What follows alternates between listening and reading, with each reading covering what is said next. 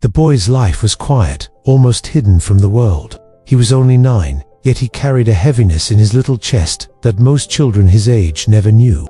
He lived with his mother in a small, dim apartment where the walls seemed to hold echoes of past struggles. His mother worked long hours, often coming home tired, her eyes carrying both love and exhaustion.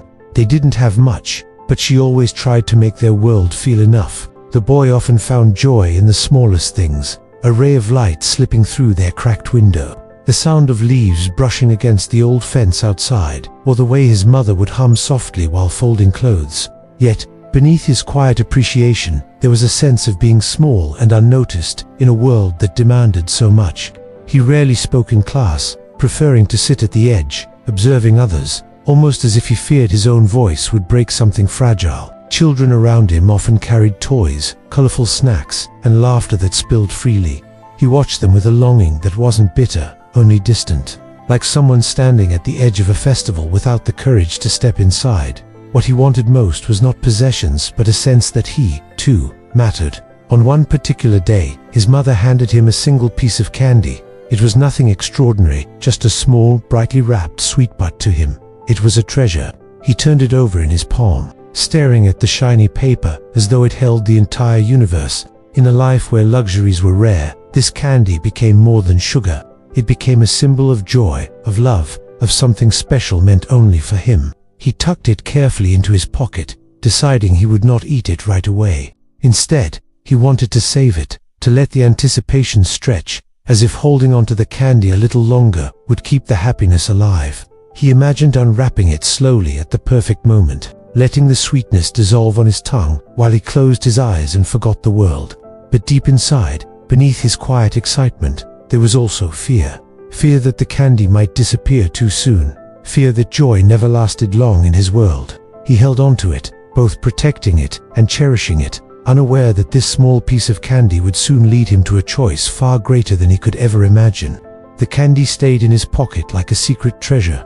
All morning, he kept touching it with his fingertips, feeling the crinkle of its wrapper. It was his joy, his comfort, and his proof that even in a world that often felt scarce, he could hold something sweet of his own. When school ended that day, he walked slowly along the path home.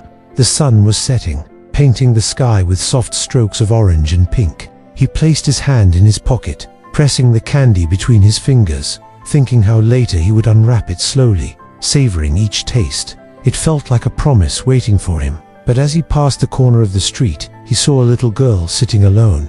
She was younger than him, perhaps 6, her clothes worn thin, her cheeks streaked with dirt. She sat with her knees drawn close, her eyes downcast, as though she was trying to disappear into the ground. The boy stopped. Something inside him stirred, a quiet ache that made his chest feel heavy. He hesitated, shifting from one foot to the other. He had so little himself. That candy was all he had to look forward to, the single spark of sweetness in his day. And yet, when he looked at her, clutching her arms as though she were cold and alone, the candy suddenly felt heavier in his pocket. His thoughts tumbled over one another. He wanted to keep it. He deserved at least this one joy. He thought of how he had waited, how much it meant to him. Yet at the same time, he felt something else, an invisible pull that whispered of kindness. What if this candy could make her smile? What if, for just one moment, she could forget her hunger, her loneliness? He crouched down and reached into his pocket. His small hand trembled as he pulled out the candy.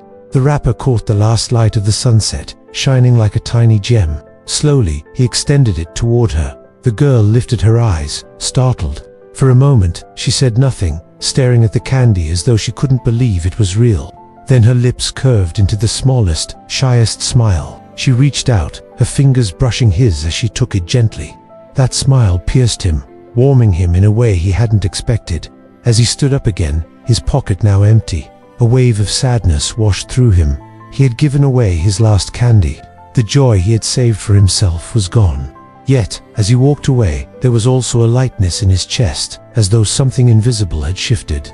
He didn't yet understand it, but he felt that in giving, he had found something he could not name. That evening, the boy sat quietly outside the small apartment, watching the street lamps flicker on one by one. His pocket felt strange now, empty where the candy had once been. At moments, a pang of regret passed through him. He could almost taste the sweetness he had imagined for so long. Yet each time he remembered the girl's small smile, a different feeling rose up, softer and warmer than sugar could ever be. As he sat in thought, the old neighbor from across the hall came out, carrying a small chair. The man was gentle and weathered, with eyes that seemed to hold the weight of many years, but also a calm light. He noticed the boy's silence and asked what troubled him. The boy hesitated, then spoke haltingly of the candy he had saved, how he had given it away, and how he wasn't sure if he had lost something or gained something. The neighbor listened without interruption, nodding slowly. After a pause, he told the boy that sometimes the smallest things we let go of are the things that grow inside others. A candy may seem like nothing, but when given with a pure heart, it becomes a seed planted in the soil of kindness. That seed, he explained, doesn't stay where it is. It spreads, it blooms, it carries warmth into places we cannot see. The boy thought about this deeply. He had felt poor, powerless, and small for so long. But in that moment, he realized that even with nothing but a single piece of candy, he had managed to change something in the world. He had made a girl smile. He had reminded her, and perhaps himself, that kindness could still exist, even in places where life felt heavy. That night, when his mother returned home, tired and worn, she found him waiting with a quiet glow in his eyes. She didn't ask why, but she sensed a change in him.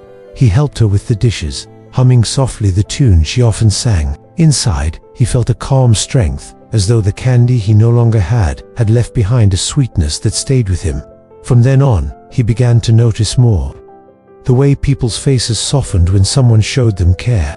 The way giving even the smallest gesture seemed to stitch invisible threads between hearts. He was still just a boy, still quiet, still living in a modest world. But now, he carried something powerful inside, the knowledge that even a child with nothing can give something that lasts. And so the story of the boy who gave away his last candy was not one of loss, but of transformation. What he let go of that day grew into something far greater, a reminder that kindness, no matter how small, is never wasted. Sometimes we believe that our worth lies in what we keep, in the treasures we hold tightly in our hands. But often, our truest strength shines when we give away the very thing we think we cannot spare. The child's last candy was never truly lost. It became a bridge of kindness, a quiet proof that love is not measured by abundance, but by the courage to share. Let his story remind us that even the smallest act of generosity carries echoes far beyond what we can see. If this story touched you, please like, share, comment, and subscribe for more.